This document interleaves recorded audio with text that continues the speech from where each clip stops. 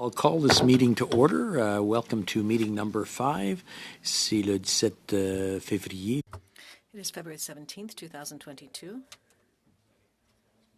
and we are now televised. We're going to take care of is minutes of the previous meetings.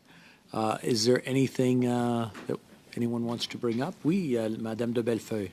Yes, Madame de Bellefeuille. No, it's fine. Very well. So we have consensus on number 1. Mr. Julian, did you have something to add? Yes, thank you, Mr. Chair. I would propose that we move into the in-camera portion to begin the meeting with those items before coming back to the other items on the agenda. Do we have consensus to move into camera? Very well, then we'll take a couple of minutes to move into the in-camera session. Don't move or go anywhere because people have just come. We'll just take a couple of moments, and as soon as we're ready, we'll begin the in-camera session. Start in a few seconds as soon as we're ready as in camera.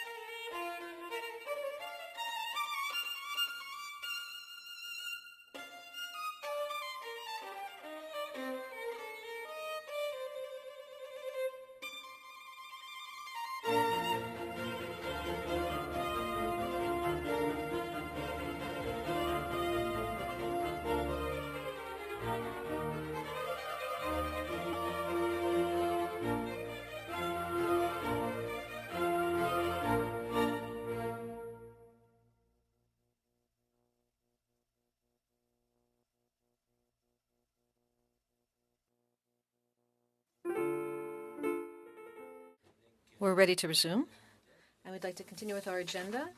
And we have item 2, business arising from the previous meeting. Thing from the previous meeting, Madame de Bellefeuille. Madame de Bellefeuille, allez-y. Merci, Monsieur le Président. Go ahead, Madame de Bellefeuille. Thank you, Mr. Chair. It's a pleasure for me to intervene on the subject, especially when it comes to the issue of interpreters and the dashboard that was in the Liaison Committee report. I would like to thank the clerks, all of the clerks, for providing that dashboard to us. So it gives us an opportunity to track the changes and efforts made by the House administration to reduce the technological difficulties, sound problems, and problems that interpreters are facing. Because this is an issue when we're working virtually. The whole issue of connectivity and technical errors all impact the quality of interpretation. I would like you, on my behalf, if it's not shared by all of my colleagues, I'd like you to thank the staff for keeping this chart because it's part of the job and it adds to their daily work. So as they've done a good job, this has been something that made it possible for me to become more aware of the situation and to realize that the problems are still with us. We do not have a 100% performance rate. We're still experiencing difficulties. There have been improvements, but there are still a lot of problems. Working on Zoom has impacts for our members, largely those who are francophones, but also for the anglophones, because when francophones speak, the English speakers need to be able to hear what we're saying. Mr. Chair, I'd like to ask you to be able to maintain this chart so that we can continue to track the administration's efforts to correct the incidents and improve the sound quality, but also the quality of the interpreter's work, which would thereby improve the quality of interpretation. Quite frankly, we've been monitoring all the committees. My team looked at every committee and checked into what was happening. So without speaking in an overly general way, we've been surprised since the resumption in January at how many problems there have been. We've seen it, we've felt it, and in several committees. The kinds of problems that are currently being experienced lie in the fact that several members are still not using the House-provided equipment. This morning, there is a member in public safety who was attending the debate with iPhone headsets. I'm not going to name any names, and I'm not going to name any parties. I'll just say they're not from my party. But interpreters have been complaining about the quality of sound from this person. There are also problems in committees where chairs do not respect routine motions. One of the routine motions states, and this is something that has been adopted by all chairs and all committees, the chair must say before beginning the meeting that witnesses have had sound checks. And this is not said by many, so there are a lot of delays because the tests weren't done or the tests are done too much at the last minute, so the meeting starts late.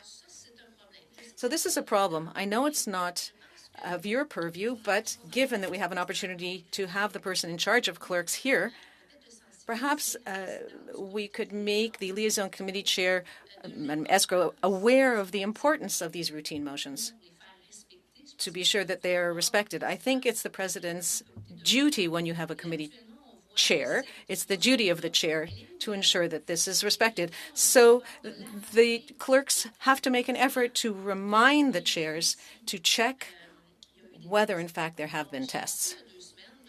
2 weeks ago, I happened to learn at Proc that members were no longer being tested because it was presumed that after 2 years, a member should not come to a meeting with the wrong equipment. As a whip, I know my colleagues know this. This is part of the job. We have to repeat things. And I can quote you names and dates and committees where members were not using their equipment. There were either iPhones or non-house equipment, and this complicates the work of the interpreters because the interpreters are not receiving the same quality of sound. There have also been other incidents, and I could quote a few, Mr. Chair, where there's an echo. Or I give you some examples. We're being generous, and I will give my notes to Mr. MacDonald or to Mr. Aubé. Where we saw that there were sound problems because translators had trouble because of this.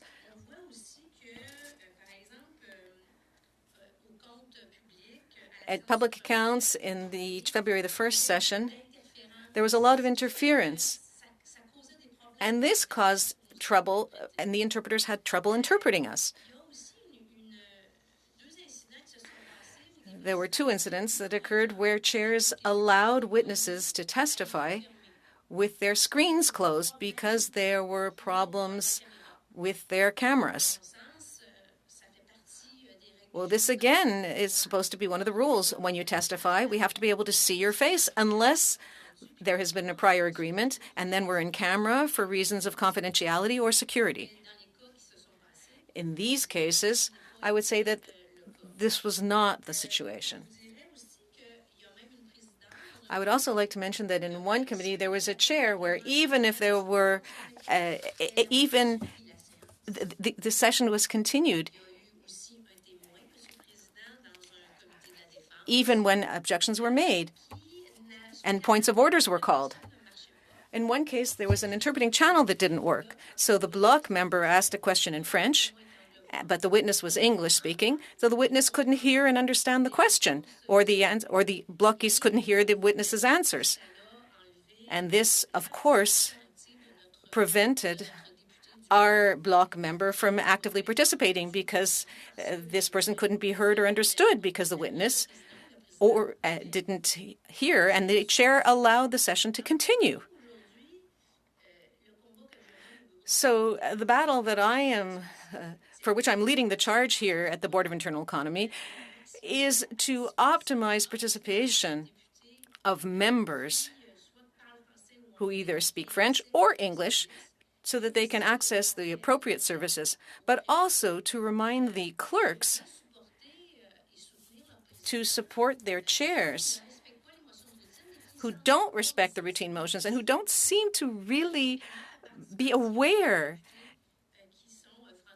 in order to ensure participation of Francophone members. So as I have the good fortune of having my whip colleagues here around the table representing all parties, I would consider that there's something that clerks can do with other clerks and on the liaison committee. But there's also something that my whip colleagues have to do to be able to remind members of the rules that we have adopted to optimize participation, appropriate equipment, and a concern to have sessions continue fully in both languages.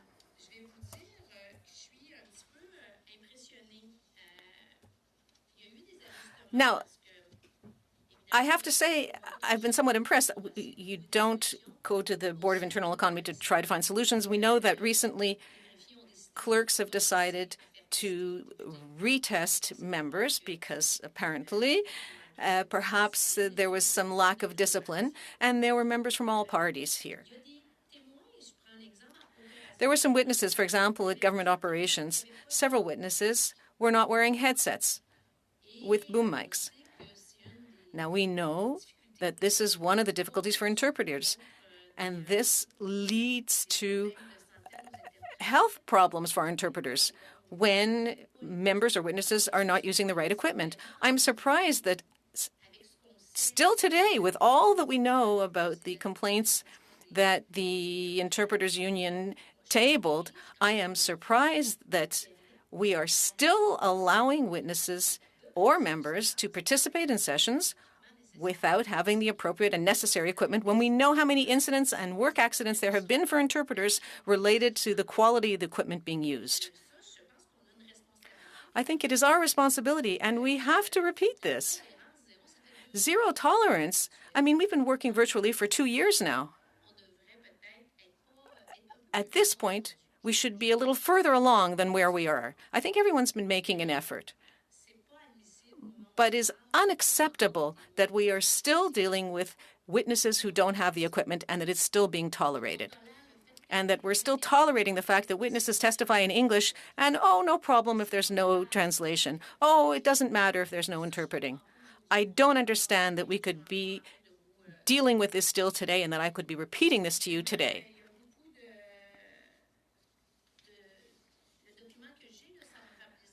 It would be my pleasure to hand this document over to your team.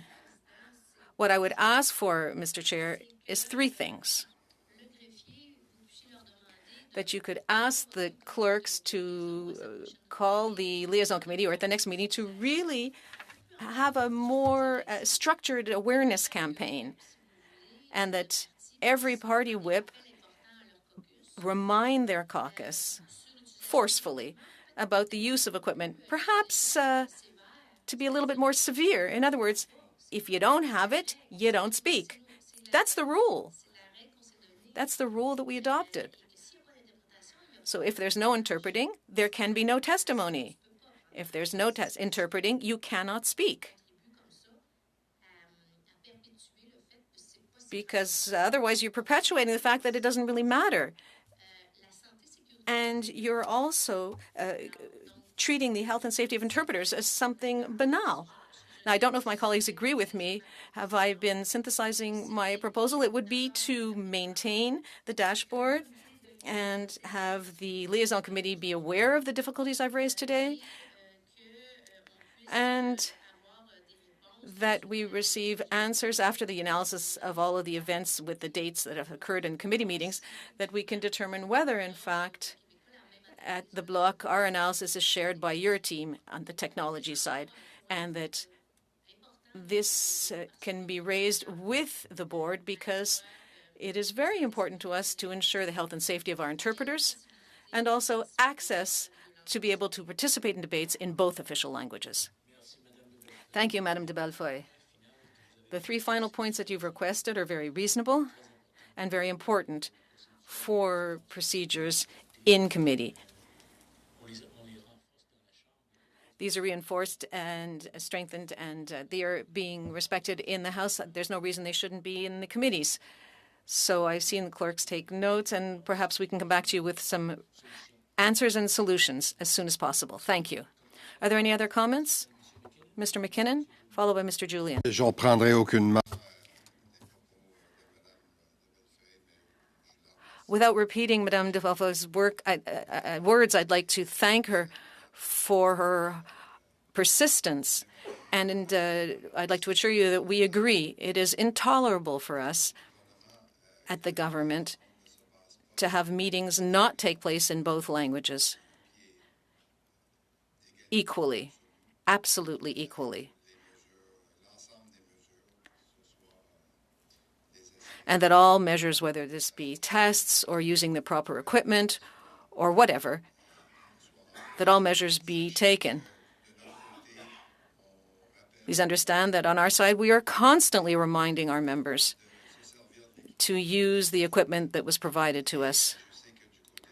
I know that on the House side and on the administration side, I'm always impressed by how much they work on sending the materials and the equipment, and they respond very quickly whenever we call upon them.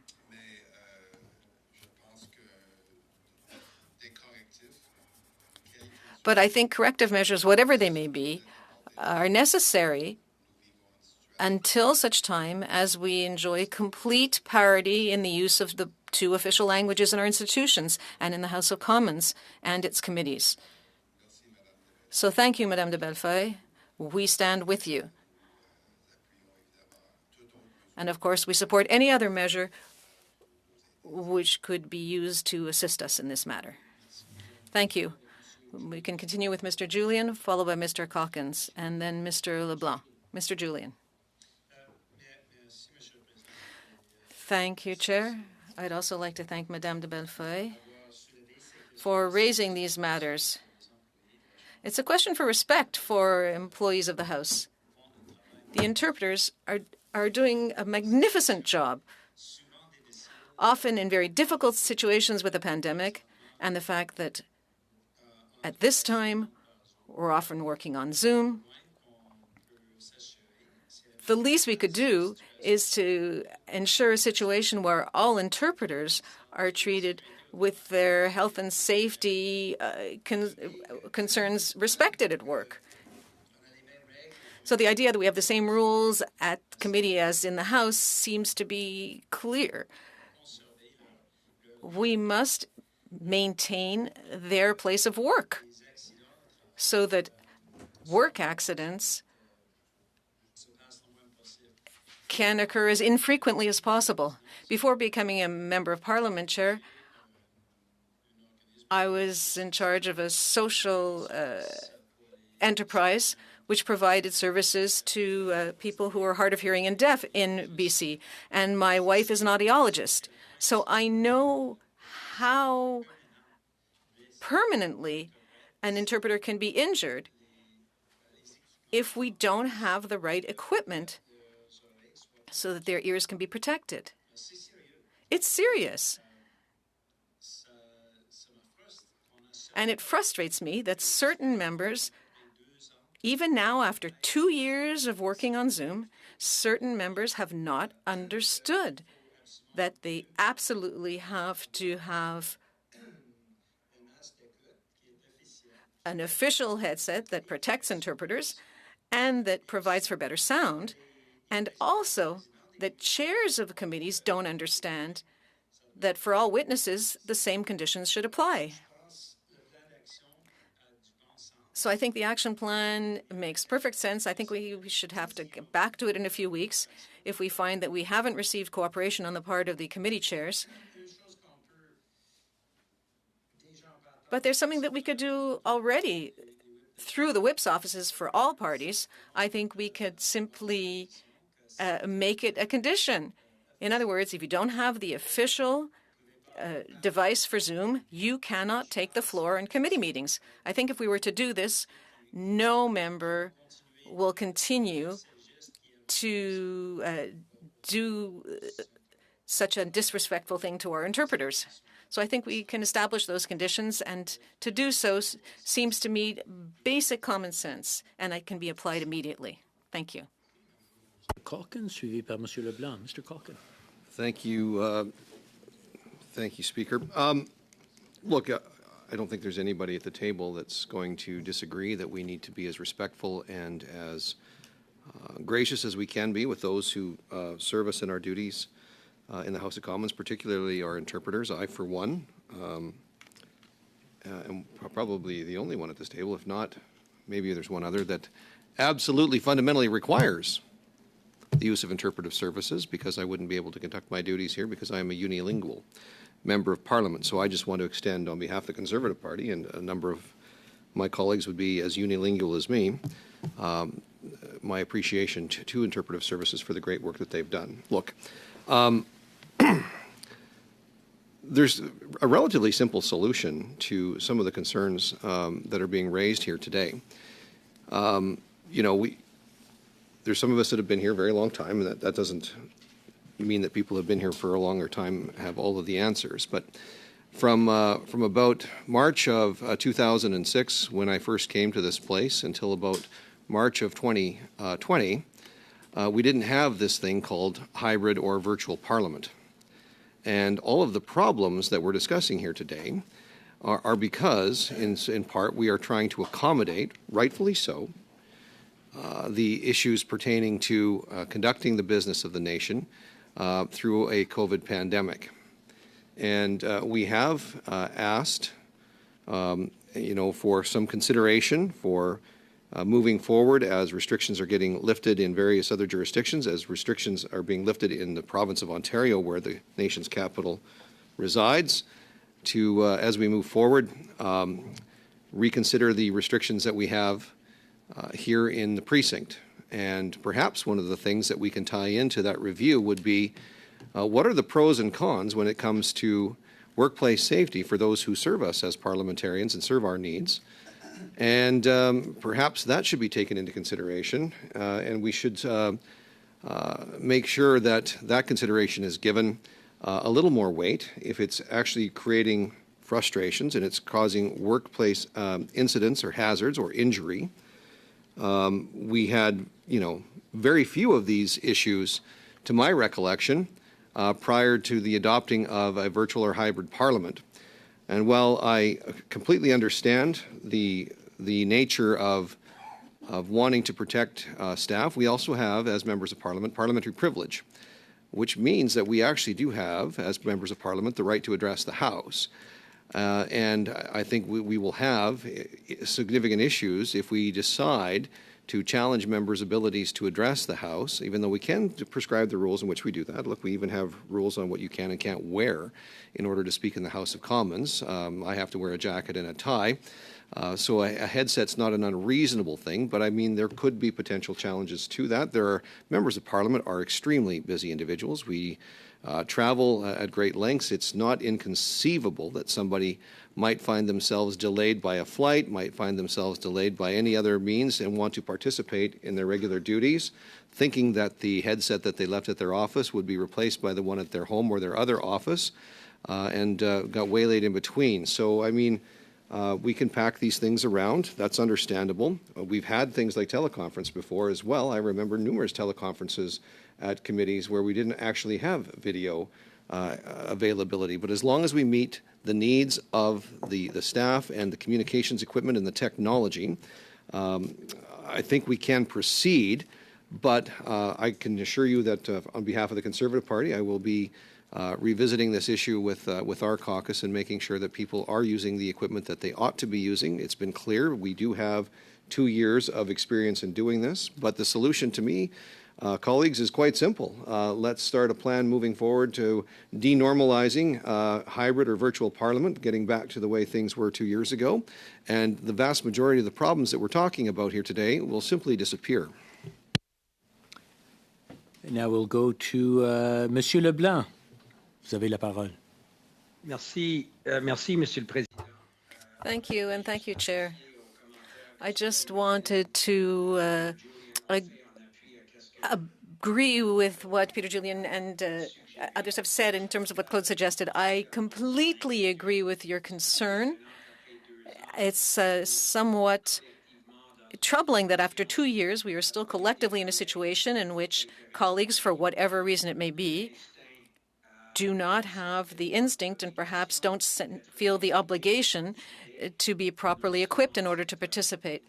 Not only is this an essential question, as Peter has mentioned, for our interpreters, for their health and safety, but it is also an essential matter for respect of our colleagues who have to be able to understand proceedings. And I think that Blaine has just made that argument.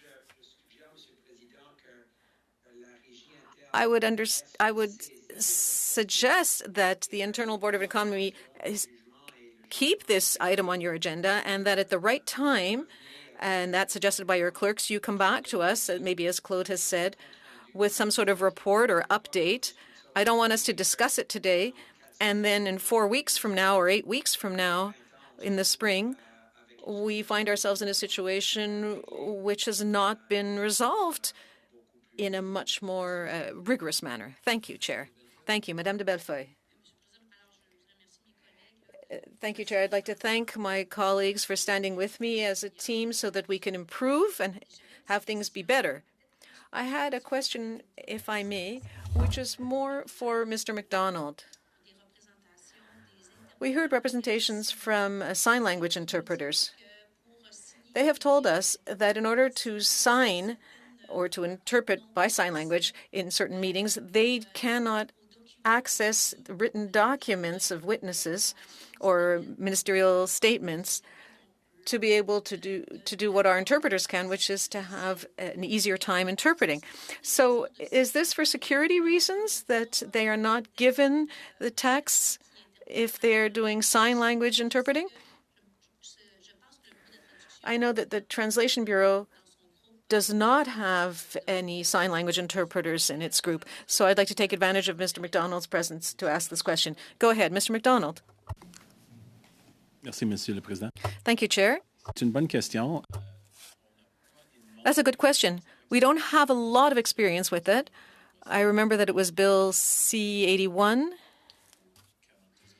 at the 42nd session of Parliament, where we had committee meetings with sign language at all meetings. I don't think that there were any difficulties providing documents. Documents are provided to the interpretation service, and then they're responsible for providing the documents to all the interpreters, and that includes sign language interpreters. Well, the representations that we received were that they request the documents. Maybe they're not asking the right people. So for sign language interpreters who want people with hearing deficits to be able to access the debates, so they should be able to ask who? The Translation Bureau or the clerk's office? What is the best channel? Well, I think we'll look into that. In my experience, we already provide the documents to the interpretation department, and they are responsible for getting it to all of the interpreters who were there to support committee meetings. So perhaps your next guest will have more information and will be able to give you more information. We'd be very happy to look into this matter to be able to ensure that the matter is resolved. In my experience, the documents were always provided. Thank you. In closing, Mr. Chair, I think my message has been heard, and I have seen my colleagues act in solidarity around the table. I think that you also share the same wish to see improvements. I do want to say that it's not just members, it's also witnesses who are allowed to testify. And every whip here around the table really has a job to do, especially in the government whip's office, because largely the government whips chair the meetings. So I know that Mr. McKinnon is going to do everything in his powers to increase the awareness of his members who chair committees so that they can be more attentive. Because I think today the signal is being very clear. We want things to improve, both for members and also for testimonies. Thank you. Mr. Brossard. Thank you, Mr. Chair. And I do note that the House has become even more responsive over the course of the pandemic and the virtual hybrid sittings, and supplying the type of resources not just to members of Parliament consistently, but also to witnesses as well. And I have seen an improvement in that. My question through you, Chair, is Mr. Calkins talked about March 2020, the fact that we had started moving to a virtual hybrid system. We've seen an increase, a marked increase in interpreters suffering from hearing problems as a result of this. I'm just wondering, in advance of 2020, what was the how many cases would we have typically dealt with proportional to what we're seeing right now in terms of the interpreters being impacted and affected by the hybrid parliament? I suspect that it certainly wasn't the same as an in-person parliament, but do you have any idea of what those numbers are as far as workplace injuries as it relates to pre- and post-hybrid? Mr. MacDonald, would you be able to answer that, or would you be able to come back with an answer? I think I would suggest that the interpretation service, the representatives will be able to deal with that question momentarily for you. And the reason why I'm asking, Mr. Chair, is because I think it is relevant to the discussions that we're having as it relates to this transitional plan of moving forward, restricting some of the measures that Mr. Calkins talked about, and eventually, I hope, returning to a normal parliament. So. Very good. I'm not seeing any more questions. I just want to point out, if you want to ask your members, all parties, ask your members to check their email. I sent out an email yesterday, and it was just so happens, I mean, I just on best practices when using virtual meetings. So just to highlight that if they want to check that out and follow those and make sure that they're following them to a T, because any deviation from that really makes it difficult for people. And again, it comes down to, I know we kind of take things for granted sometimes where, oh, well, I'm caught in my car, I'll just use my phone. It will cause some problems for someone who's interpreting, and to follow those guidelines or those best practices. And I realize that sometimes it can't be done. We just had one case where one of the members could not use the headset, and they made arrangements. And what ended up happening is they got him a microphone and speakers and everything worked well, but the microphone wasn't working well enough for the interpreters.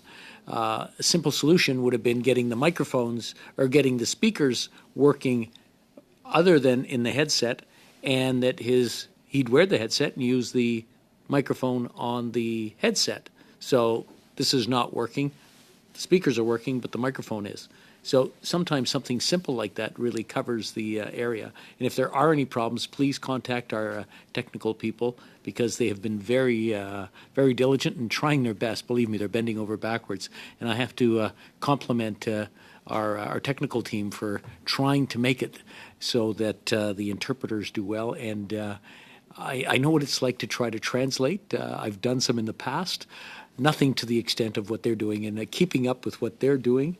Alors, écouter ce qui se passe, puis ensuite le traduire dans une autre. So being able to listen to what's happening and then translate it into another language at the same time is not easy. It's very difficult, and we are very grateful to the efforts that they're making to ensure that Parliament can continue to operate. Nous allons continuer maintenant. We're now going to continue with number 3, Translation Bureau, use of resources for simultaneous interpretation. With us today are Lucie Séguin and Mr. Matthew Ball. We'll let them get set up.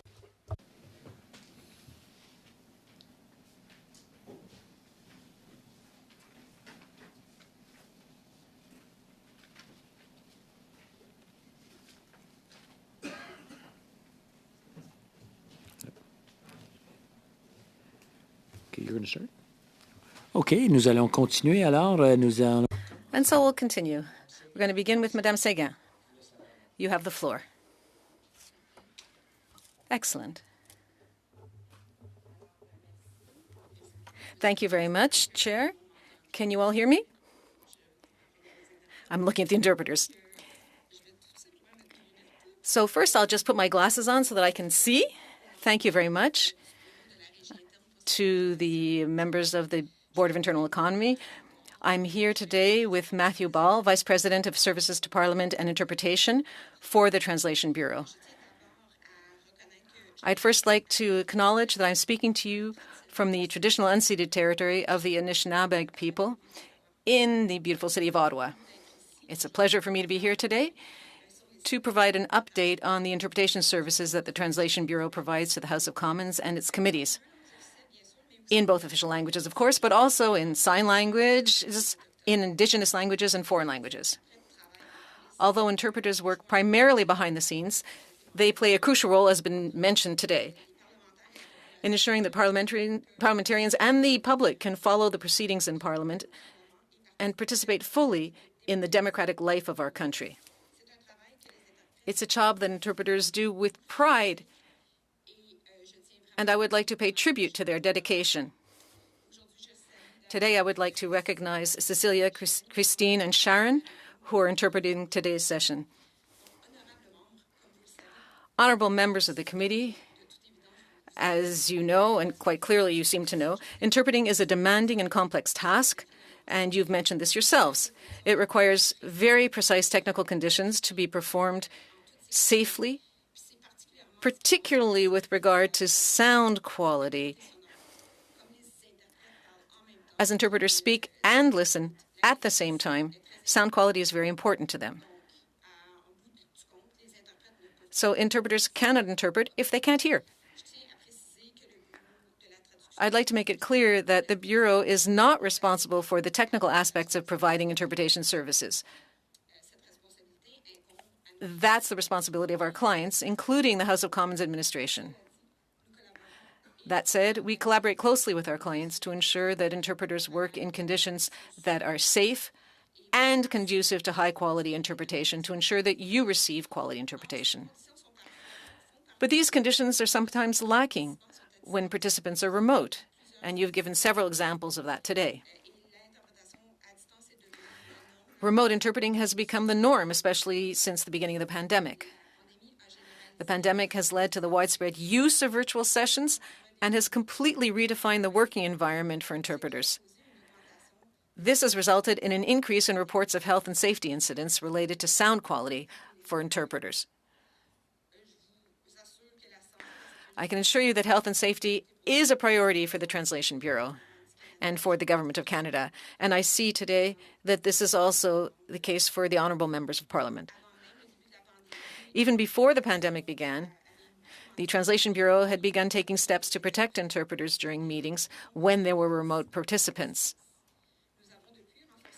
We have since strengthened these measures with the help of our partners, including the House administration and associations representing interpreters.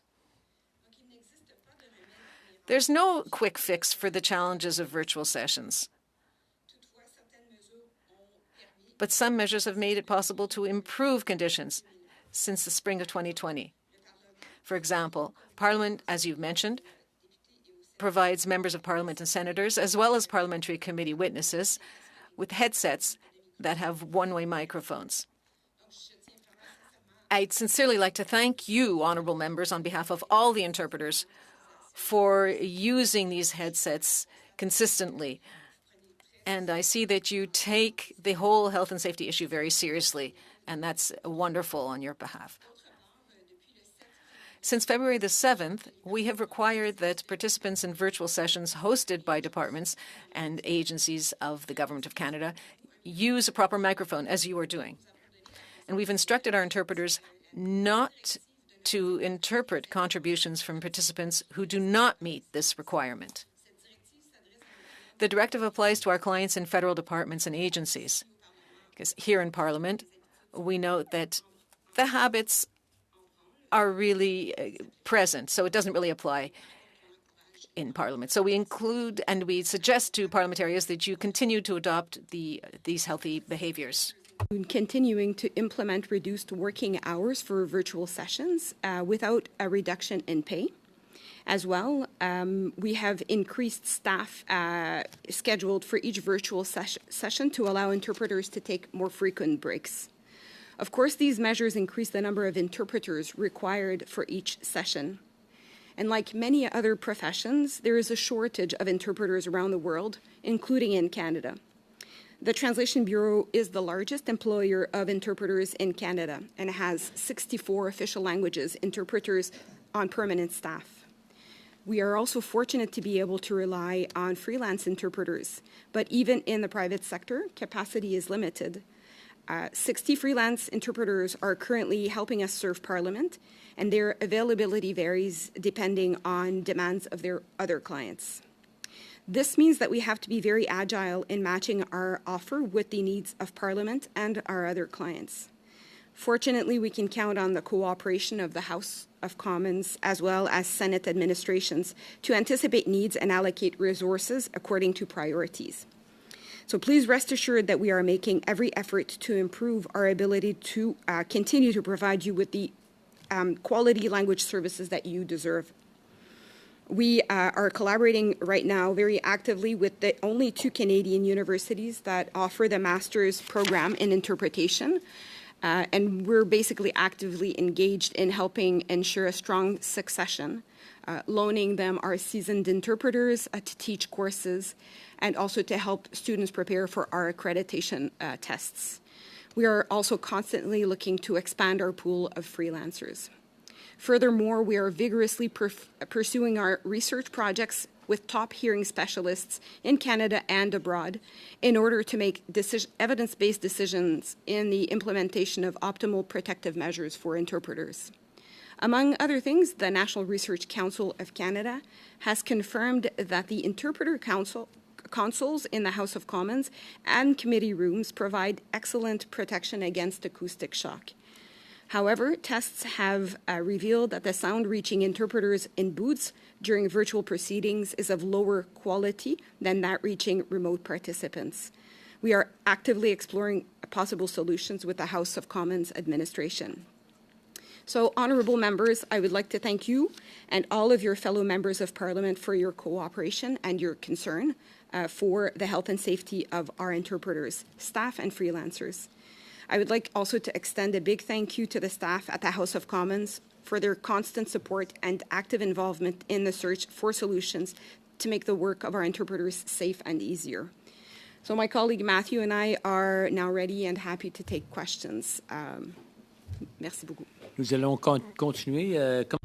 Thank you. We'll begin with Mr. McKinnon, followed by Madame de Bellefeuille, and then we'll over to Mr. Brassard and Mr. Julian. Thank you, Chair. And through you, Madame Séguin and Mr. Ball, who I've had the honor of working with in a former life when I was parliamentary secretary for public service and procurement. In terms of comments and having followed this dossier and what's been happening with the Translation Bureau generally, please understand that I am convinced that of the great devotion of all those from Madame Séguin, the Deputy Minister, right down to the last employee of the Translation Bureau. Everything is being deployed. The Bureau is what? It's an 87-year-old institution. It's one of the oldest institutions in the Canadian government. It is a true center of excellence with, what, 1,600 employees, if I'm not mistaken? So I'm not here to laud them more than necessary. I know they're very proud of the work that they do, but I don't want to brag, but I do think it's important to point out that this is a major institution which is there for all Canadians and which is known throughout the world. And because they were too polite to say so, and perhaps it's not the direct subject of our meeting today,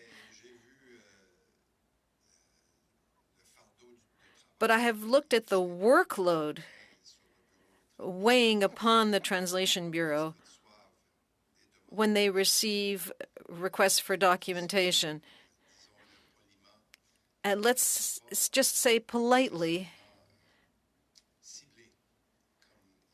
that these are not necessarily appropriately targeted.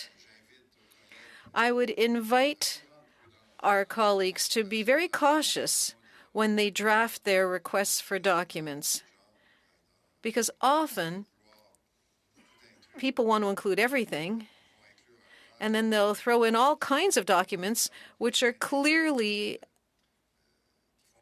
not relevant to the request.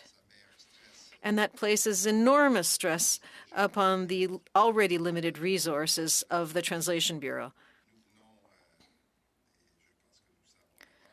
We already knew, but we have just heard from Madame Séguin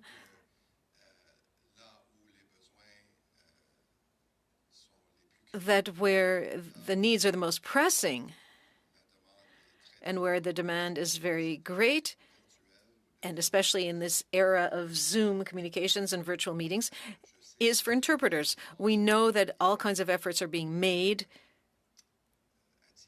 so as to attract people to the profession. And it is incumbent upon us to do what we often do, which is to thank the interpreters who are here. But I think it's quite clear, Madame Séguin,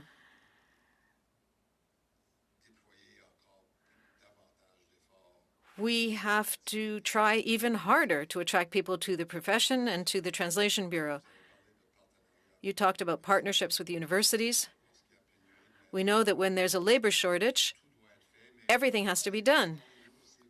Could you tell us perhaps a little bit more about how you see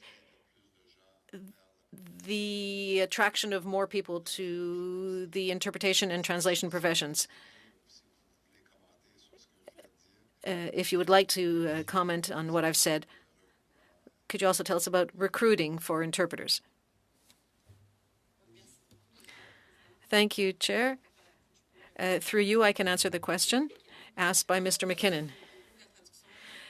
Yes, as you've mentioned, the Translation Bureau is the leading employer of translators and interpreters in Canada.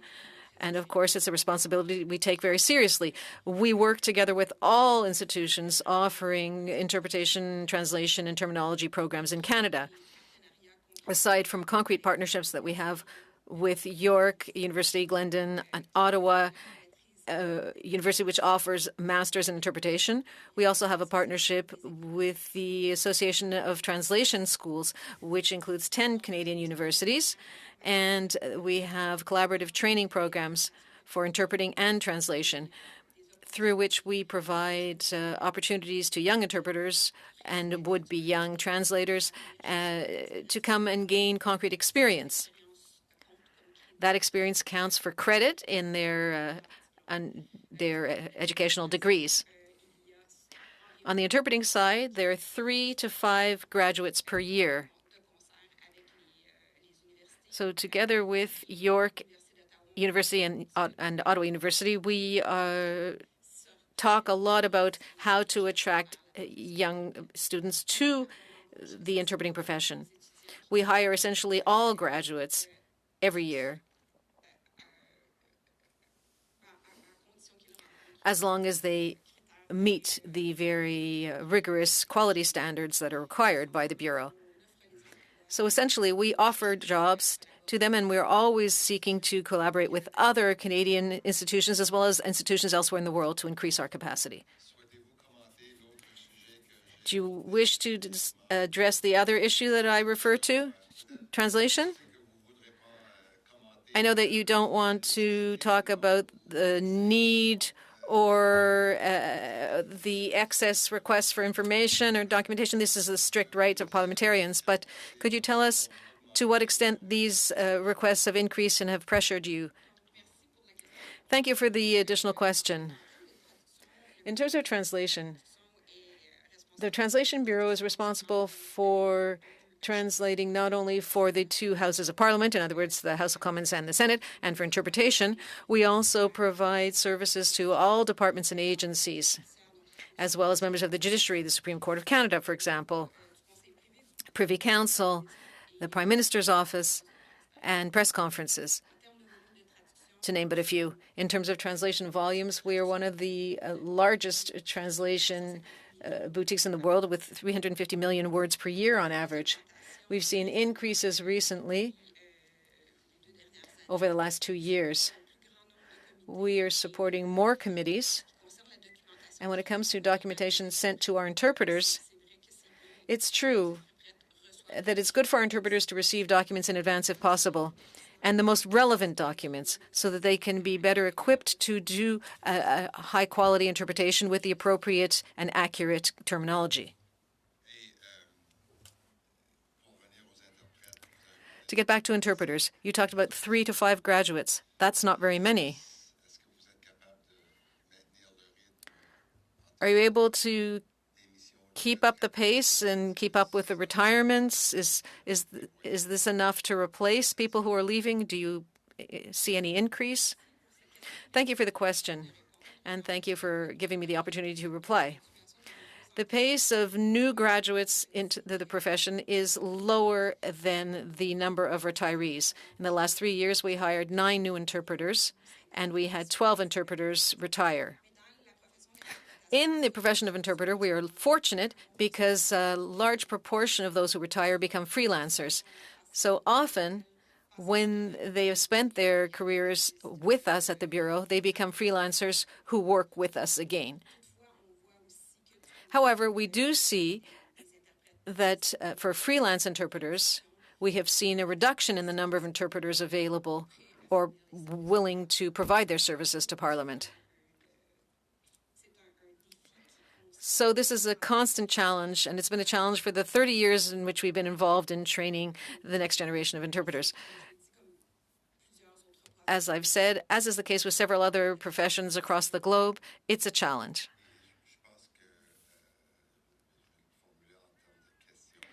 If I could phrase this as a question, there have been other requests of you as well for parliamentary services, including for Indigenous languages and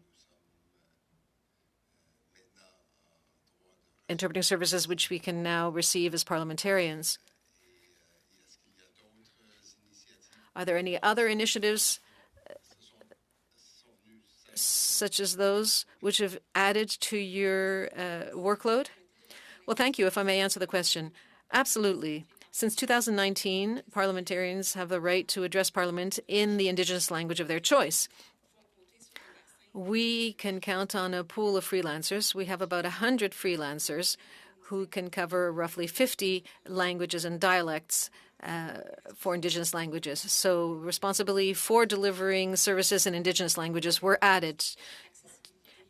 And anything related to access with the new Canadian legislation on access, sign language and accessibility, American Sign Language, Quebec Sign Language, all of these services are provided by the Translation Bureau, as well as subtitling and other services for people who are deaf or hard of hearing, who have any visual or auditory limitations. So there are a lot of services. It is our legislative mandate to provide all services that are linguistic services for Parliament, the government, and its agencies. So we have seen the Bureau's mandate. Well, the mandate hasn't changed, but the workload has increased. Yes, definitely. Chair, in conclusion, first through you, Madame Séguin, Mr. Ball, who hasn't spoken yet, but I know you have a large role to play in this as well. As you see, we ask a lot of the Translation Bureau.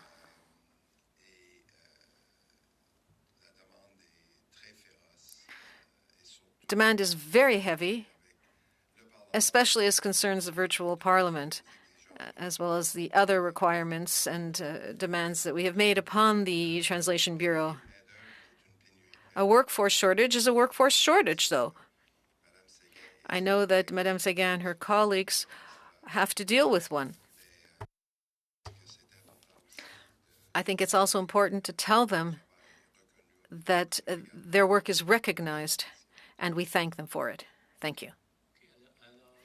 Very well. Before we moving forward, if I could ask you for some clarification. You said 3 to 5 graduates per year. That's in the Ottawa region, or is that nationally? What is the range? Where are these people coming from? Where are these graduates? Perhaps I could ask my colleague Matthew to take that question. 3 to 5 graduates nationally. In Canada, there are 2 Masters of Interpretation programs for conference interpreters, and that's where our resources come from. I was a clerk and an intern for interpreting in 1989, and I was a graduate of one of those 2 programs. We hire all the graduates who, when they graduate, may not yet be at the accreditation level to work in committees, but we hire them as interns, and we ensure that they have 2 years of training with us, and then they're with us to support you. Thank you very much for that clarification. And now we'll move forward with Madame de Bellefeuille, followed by Mr. Brossard, and then Mr. Julian. Madame de Bellefeuille. Thank you, Chair. I see that my colleague is as passionate as I am by the whole issue of interpreters. He spent 20 minutes asking questions of Madame Séguin, and we have, only 15 minutes left in the meeting. So I'm not reproaching you, Mr. McKinnon. I'm just noting this. So, Madame Séguin, I'd like to congratulate you for your statement. I found it to be clear, frank, and transparent. Very frankly, often I don't always understand who's responsible for what. So what I understand now from what you're saying is that as a manager, I'm responsible for hiring, for health and safety of interpreters, but the House administration is responsible for the quality of the equipment the interpreters work with. Have I understood that correctly? If I may, Chair, yes, absolutely. The Translation Bureau provides the human beings, the interpreters, and the technology environment is the responsibility of the client. So here we're at the House of Commons. At the Supreme Court, it would be the Supreme Court. At CRTC, it's the CRTC. So I've understood correctly. So when interpreters get sick, I was given a figure that there's a record of some 300 acoustic incidents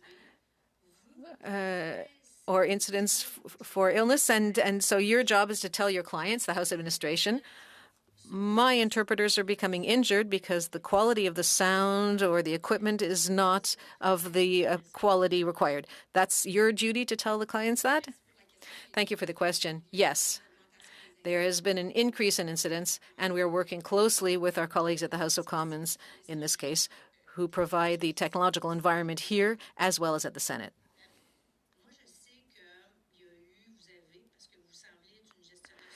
You seem to be a manager who cares about the health and safety of your interpreters because they're your raw materials to be able to provide the service to your clients. I know that you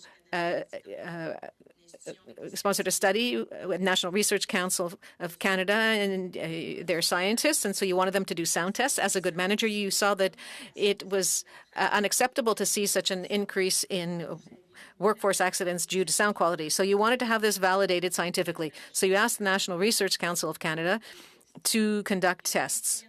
There was a first series of tests. They identified some problems. After that, other tests were conducted that were more in-depth, I think, in October of 2021. The tests revealed that there were problems, serious problems, which justified the increasing number of workforce accidents for your interpreters. Am I accurate when I say this?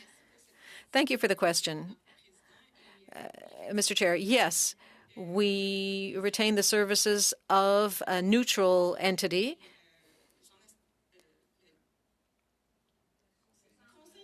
The National Research Council, and they conducted tests. They're acoustic engineers, and so they're engineers, and they looked into two aspects. The amount of sound in terms of acoustic shock, it's the amount of sound, and for sound quantity, the NRC research concluded that the consoles and equipment that is currently in place at the House of Commons provide outstanding protection. Very good. So interpreters are protected from acoustic shock in terms of quantity of sound, but there were issues with sound quality. And the sound quality is what we're working on right now to ensure that the quality of the sound coming into the interpreter's ears during virtual meetings is at least equivalent or better to what you hear when you are participating in virtual meetings. So that's one of the studies that we had completed, and others are also underway because the purpose as an employer of interpreters is to have the evidence on the exposure impacts when you're being exposed to a less than optimal quality of sound. And no evidence exists in Canada or internationally. This is a very recent phenomenon. And so we're investing resources to get this evidence. So you're conducting tests on systems or infrastructure that doesn't belong to you but belongs to your clients. So your worrisome results, well, some of the results were fine, but there's other things to work on. So what happened? Because as this continues, the problem continues to increase. That means that no corrective measures have been made. It means your clients are not taking corrective measures or not enough to limit the number of workforce accidents? The National Research Council revealed certain things. Are your clients not taking the necessary steps to correct the situation? Thank you for the questions. I would say, on the contrary, to Madame de Bellefeuille's question, I think that their collaboration from the House of Commons and our collaborators have showed that they're very conscientious and very concerned regarding these results. As I mentioned, the National Research Council was hired as a neutral party, but we fully collaborated with our House of Commons administration colleagues who are responsible for the technology side. We're working hand in hand, and we undertook the study hand in hand. We regularly meet our colleagues at House Administration, and they have a structured program, and they invest a lot of resources to find solutions. Now, this doesn't mean that everything has been resolved. But the acoustic shock issues, which were very highly problematic in terms of sound quantity, have been resolved thanks to investments both on the part of House of Commons as well as Translation Bureau, so with equipment. But there are still issues to be resolved when it comes to sound quality, which means that interpreters are still reporting incidents. We have had roughly 230 incident reports since the beginning of the pandemic. And the symptoms that interpreters are reporting are fatigue, headaches, tinnitus, ringing in the ears, and as symptoms. And if you wish, we could tell you what we're currently doing as other study to understand the long-term impacts of these symptoms. So you don't have any time frame in the short term or no solution? You're looking for solutions? Have I understood correctly? And your clients also are, in order to reduce the problem, which is creating illness. Well, perhaps I turn the floor over to Matthew for this one, but we do have some very clearly established solution avenues, and there's a lot of time and energy being used to find solutions as quickly as possible. I would say that what's happening here in the Parliament of Canada is happening elsewhere in other institutions across the globe, such as the United Nations, NATO, European Parliament, European Commission. Everybody is dealing with the same sound quality issues. Perhaps Matthew could add something. Yes, thank you. We have made a lot of gains. To be optimistic, we have made a considerable amount of progress to date. We're operating in a very different environment from the one that we were operating in before COVID and before virtual or hybrid meetings. That we're facing, and we're realizing the complexity of the issue. Sound quantity is easy to measure, it's easy to protect against, and like I said, we've made lots of success on that front. When it comes to sound quality, it's quite complex. There's noise to sound ratio, there's artifacts, there's lag between the image and the sound. So we're still learning a lot about that, and we've seen a lot of these hazardous occurrence incident reports, and you're right, they're growing and they concern us. And that's why we're trying to do more to learn about the phenomenon, to gauge the risk to the interpreter's health and safety. And so it's something we're still learning about, which is why we've sponsored research with the University of Geneva to learn more about the cognitive load problems or challenges in remote interpreting. We're also studying, we've just published an advanced contract award notice for the University of Ottawa, and we're working on doing a longer-term study with audiologists to look at the challenges that interpreters are facing with sound quality. And it's a specialist who specializes in speech perception in noise, so we think that it's a really good fit, and we will obtain lots of good data to help us do more to protect interpreters. So I hope that answers the question. J'ai une question parce que tantôt dans votre... I have a question, because earlier in your statement, you said that there was a directive given. I read a La Presse article saying that the Interpreters Union had filed a complaint because your solutions were not coming fast enough, and meanwhile their hearing was deteriorating. And they launched a complaint, and you took it seriously, and you issued a directive. Now, you told us that, but what surprised me is that you said this directive excludes a House of Commons in Parliament. I think that's what you said. Now, you know that interpreters are working in committees, at the House, etc. So I have a copy of your directive, and it was issued by Madame Brett, and I think she works for you as Director of Interpretation and Chief Interpreter. It does not specify that interpreters can say that they can't interpret in committees or Parliament or House of Commons. So to me, that's problematic. Right now, in committees, interpreters are telling us when they can't interpret when the sound isn't good. So they are following the directive. But you're saying, unless I misunderstood you, Madame Séguin, you said that it excluded Parliament, but perhaps I misunderstood. I would like to give you the time to clarify, please. Thank you for the question, and I can answer it. The directive applies particularly to departments and agencies. We have noted that the behavior of participants to remote events were perhaps, the performance was perhaps not as assiduous as parliamentarians is in Parliament. And we thank you for it. So if interpreters can't hear, they don't interpret. One of the decisions or directives that was made, well, even right from the beginning of the pandemic, is to give interpreters the right to interrupt interpretation.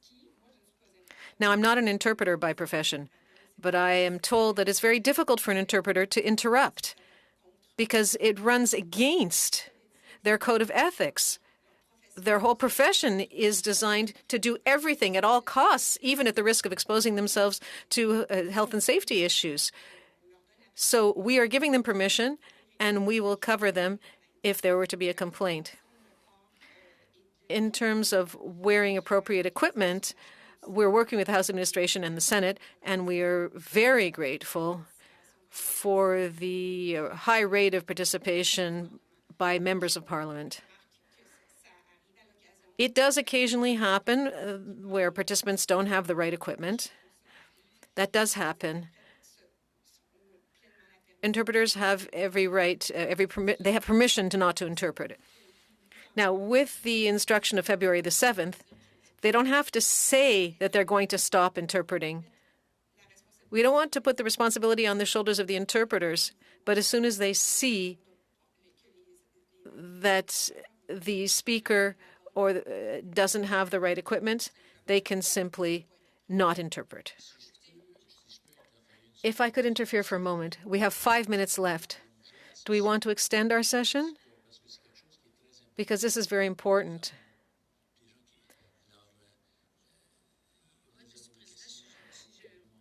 I would like to ask, I know Madame de Bellefeuille, you were close to what Mr. McKinnon said. Perhaps we should talk more to maybe limit our questions to 10 minutes. You approach Mr. McKinnon or not, but we're very interested in the subject. And perhaps, Madame de Bellefeuille, I could let you finish, and then we'll see if we could have the other two people who've asked for the floor. Well, out of respect, it's so important. You know, your appearance is so important to us. I would propose that if members cannot stay later, that we can invite you back for us to continue this conversation in another office. And if our colleagues agree, and I would conclude with one question and keep my other questions in reserve.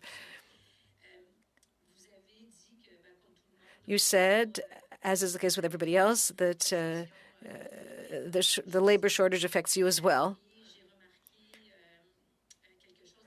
I noted something rather significant. I know that in your priorities of providing interpreters, it's Parliament, the House of Commons, the Senate, parliamentary committees. Now, I don't know what happens, but I have noted since I've come to the Hill in 2009, the technical briefings, the department briefings, are not of the same quality, or they don't have interpreters who are necessarily accredited by your bureau when the department briefings are interpreted. This week, there was a technical briefing by the Department of Justice about major legislation being debated, which was the Emergency Act, and I've never seen such a pathetic briefing There were no interpreters. It was an Anglophone just trying his best to interpret into French.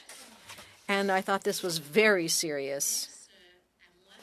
And my reflex was to, having written to various colleagues from the government, to say, how can we tolerate that such an important briefing about such important legislation did not have guaranteed interpretation with accredited, certified, qualified interpreters? Were you asked to provide interpreters, and did you refuse because you didn't have enough staff? I would like to understand. And I am emphasizing this because the legislation is so important. But I've seen it for other technical briefings as well. You take some civil servant who speaks a bit of French and who kind of mumbles away and does their best. And it's not that they don't want to provide interpretation, but they don't have resources. So I'd like to know, if your ability to provide qualified, certified interpreters, where do you stand with it? Thank you for the question. I'm happy to answer that question. And you have hit upon a key issue here in this session, and that's interpreters' capacity. It's the Translation Bureau's legislative mandate to give priority to Parliament. So that includes the House of Commons and the Senate, as well as parliamentary partners. With the limitations that we have and the number of people that are either staff or freelancers working for us, it's happening more than usual since virtual meetings started, because there are many more of them, that we have to refuse service to departments and agencies. We do our best to accommodate as many events as we can, but there are limits. The other aspect is that departments are not required to use the Translation Bureau's services. All services are optional. We provide exclusive services to Parliament, but for ministers, departments, and agencies,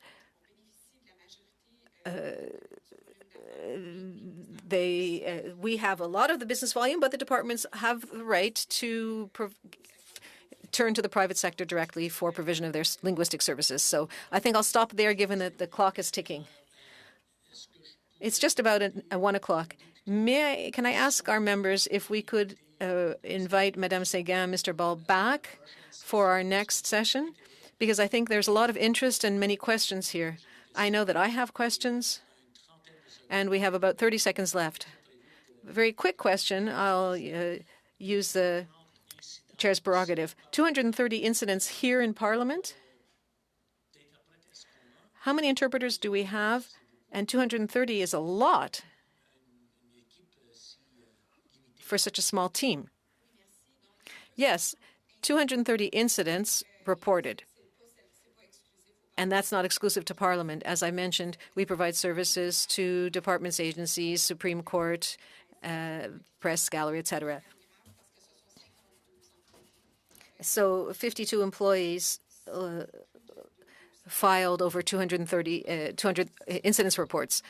And their symptoms are related to an increase in cognitive load related to interpreting remotely, but things such as headaches, tinnitus, ringing in the ears. So not 230 at Parliament. How many were at Parliament? Perhaps Matthew, do you have that data? In 2021, there were 14 incident reports. Okay. I didn't want to seem surprised. 236 from the beginning of the pandemic, so from 2020 to today. Perhaps this is something that we could continue with when we come back. So what I'll do is I will stop the session here. Thank you for your patience. I'd like to thank all of our members. And when we come back, we will continue. So perhaps we could think about this a little bit. I'd like to be sure that everybody has an opportunity to speak. Ask their questions, but maybe we should look at having 10-minute sessions and maybe come back to it once we come back again. This way everybody gets a chance and we can get things done that way. Merci beaucoup de votre patience. Thank you very much for your patience.